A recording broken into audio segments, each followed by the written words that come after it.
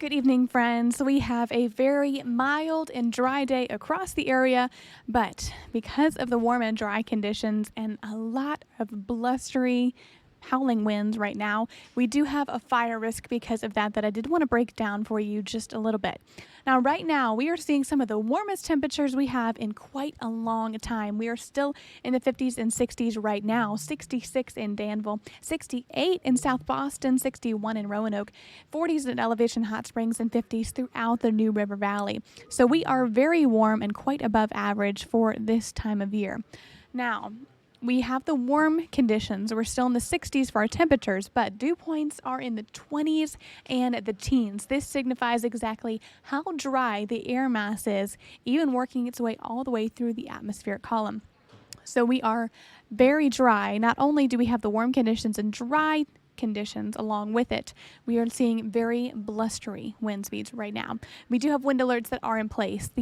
All this light brown shade that you're seeing on this map currently for the New River Valley, Roanoke Valley, parts of the Lynchburg zone, Highland zone as well, South Side and other parts of the Lynchburg zone not necessarily included in this. However, this will not expire until about 6 p.m. tonight. We will continue to see winds gusting up to 50 miles an hour throughout this entire area, shaded in this brownish color.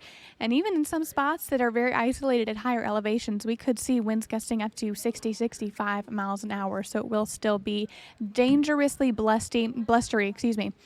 But along with that, we will still see the risk. If you're seeing any of these wind conditions that are very, very breezy for high-profile vehicles, that's a risk driving on the roadways right now. Any sort of fire danger is extremely elevated as well. So I did want to touch on that. Right now, our wildfire threat is elevated because of high wind gusts and very, very low humidity. Now, this will change soon, but during the day today and Thursday morning and afternoon, we will still have that elevated fire risk because of the dry conditions. So you'll notice wind speeds as we head into the evening hours tonight. We'll begin to see those wind speeds die down overnight. We're not necessarily just because of the diurnal heating. Now, this afternoon, we'll still be gusting up to 35, 40 miles an hour, but slowly tapering off tonight with sustained winds at some points 20 miles an hour. Very, very blustery. Now, we will see this changing soon, and this is the next weather maker that we are watching, and this is also part of why we have seen very breezy conditions, because we have a couple of weather makers that are back to back. Once this front's moving out and that high pressure building in, and we have a couple of disturbances moving in along with it, that pressure gradient gets very tight, and that's when we have those extreme wind speeds. So tonight, we will see high pressure moving into the area, and that has kept us dry for the past far too long, really. At least over a week, around 10 days of not seeing any sort of significant rainfall. And that is also playing a part in this elevated fire danger that we are seeing today. But during the day on Thursday, you'll notice Thursday morning, we'll start to see a few clouds making their way into the area. And by Thursday afternoon and evening, about 5 to 6 o'clock, around evening drive time on Thursday, that is when we see some much needed rainfall in the area due to this warm front that is lifting just to our north. Once that moves forward, we will see the cold front associated with that low pressure system moving through, providing us with the bulk of the rainfall on Friday.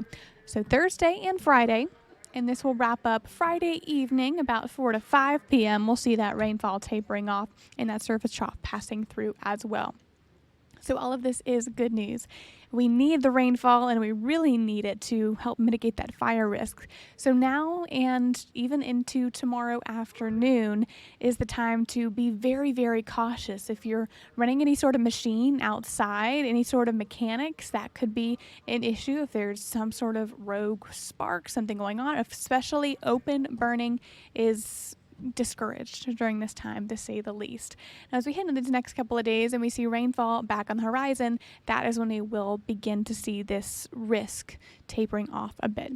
Now, tonight we are still dry, and our wind speed will taper off this evening. Our low temperature will be in the 30s.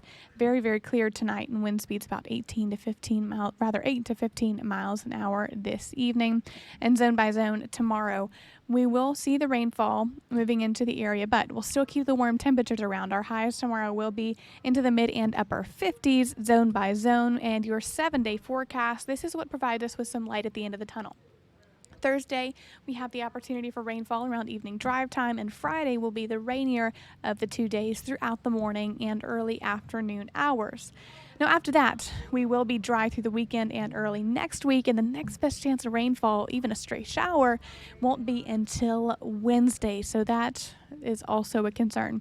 We will receive an update on our state drought monitor tomorrow by 8 o'clock, and we will keep an eye on that because majority of the area is still in that abnormally dry or that moderate drought status, and I do imagine that the drought status will be extended just a little bit more to include majority of our viewing area based off of these very dry conditions. So please stay safe over these next couple of days, friends, and try to mitigate any sort of open flame or outdoors any sort of burning, especially around this dry brush, as we can, and we'll be keeping an eye on this elevated fire risk.